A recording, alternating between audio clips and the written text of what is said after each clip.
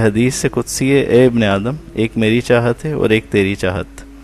اگر تو نے اکتفا کر لیا اس پر جو میری چاہت ہے تو تجھے وہ بھی دوں گا جو تیری چاہت ہے، مگر اگر تو نے نہیں مانا جو میری چاہت ہے تو میں تجھے تھکا دوں گا، پھر وہی ہوگا جو میری چاہت ہے.